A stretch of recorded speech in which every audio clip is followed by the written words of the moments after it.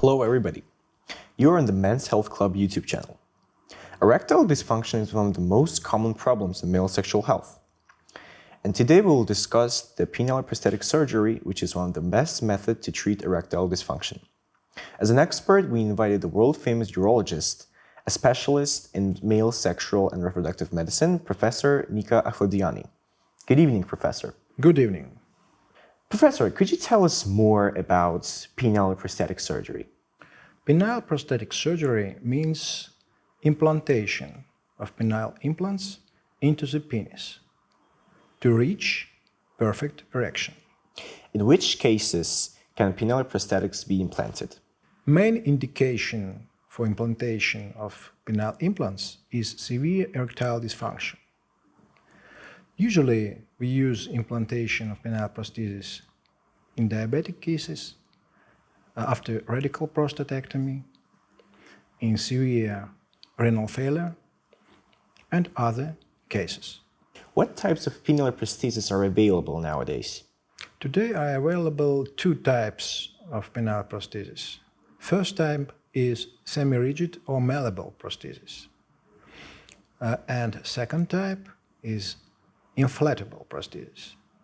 Usually, we use 3 pieces inflatable penile prosthesis. Professor, could you tell us more about how the semi-rigid and inflatable penile prosthesis work? Semi-rigid or malleable penile implants is very simple in structure. When the patient wants to activate this implant, he straightens him. But if the patient wants to deactivate this implant, he curves this implant near the scrotum. And I have to say some words about most modern inflatable implants.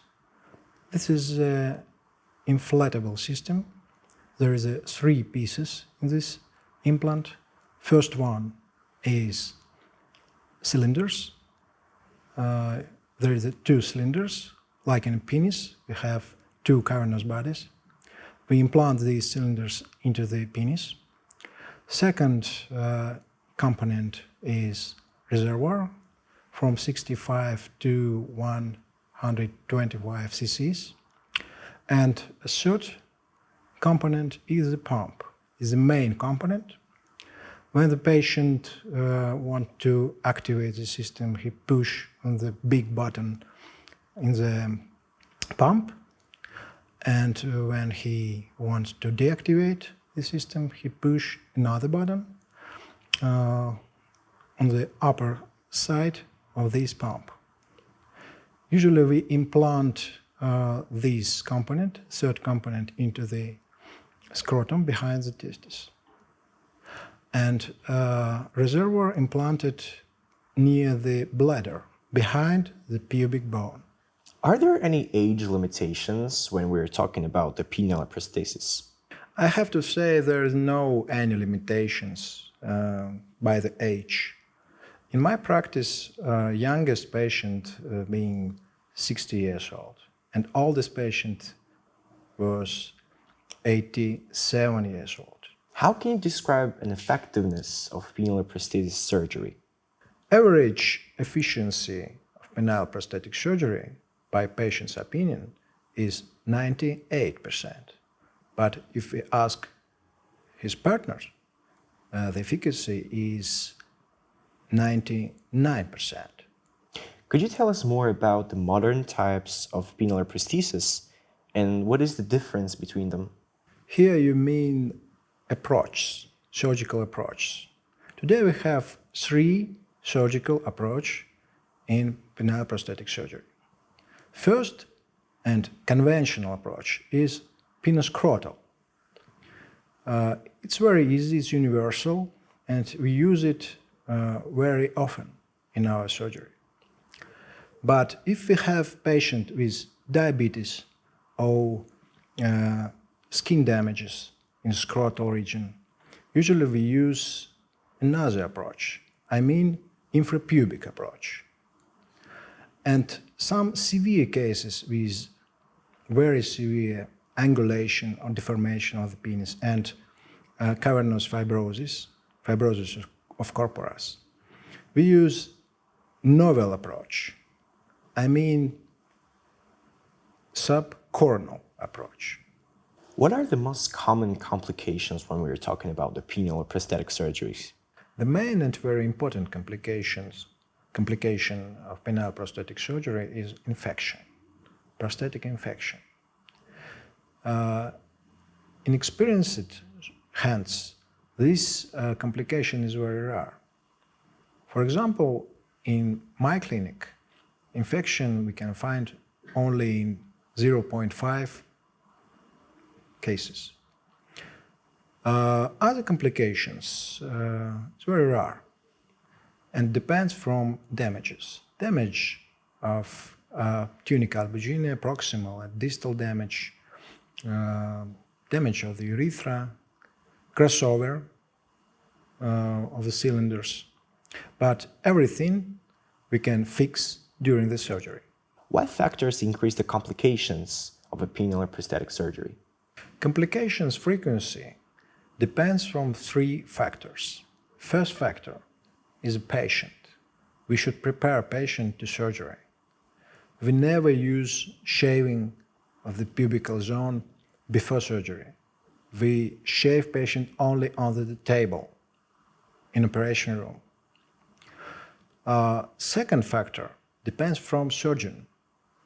Experienced surgeon has less complication. For example, experienced surgeon is a surgeon who make more than 32 surgery per year. I make more than 50 per year. And third factor is operation room. It depends from the quality of operation room. Usually in good operation rooms, we use laminar airflow, special ventilation system to decrease bacteria in the air. Can all the urologists perform penile prosthetic surgeries? I think no. I said that results of surgery depends from surgeon experience. As said, my mentor, father of world prosthetic surgery, Professor Steven Wilson, 95% of urologists want to make penile prosthetic surgery, but only 5% do that. It's true. It's very complex surgery, and good surgeon is experienced surgeon. I advise our patients to find experienced, skilled surgeon to have good results of surgery. How long a patient should be in hospital after penile or prosthetic surgery? We never use long hospitalization. Usually after surgery, patients stay in the hospital less than 1 day. If we make surgery today morning, we discharge the patient tomorrow morning. Is this operation painful, and could you tell us about the anesthesia necessary after the operation? Of course, surgery is not painful because we use general anesthesia. But after surgery, some days, sometimes we use anesthetics, painkillers, but it's very rare situations. Does penile or prosthetic surgery really reduce the size of a penis? Any penile prosthetic surgery reduces the penile size, especially when we talk about semi-rigid amalgam prosthesis. But if we use inflatable prosthesis, we can revert penile size in 1 year after the surgery, if we use prosthesis regularly. Professor, how reliable are modern penile prostheses? Modern penile prostheses are very reliable. For example, contemporary inflatable prostheses have very high resource of life, more than 20 years. By the way, inflatable prosthesis has lifetime warranty by damage. It's very important. Does the implantations affect male fertility? Definitely no. Penile prosthesis can't make influence on the fertility. Moreover, if the patient has nice erection, he has better fertility. It's a rule. And since you've mentioned the problem of curvature of penises, could you please tell us more about it? I promise we definitely talk about it next time. Okay, Professor. Looking forward to meeting you the next time. Till next time.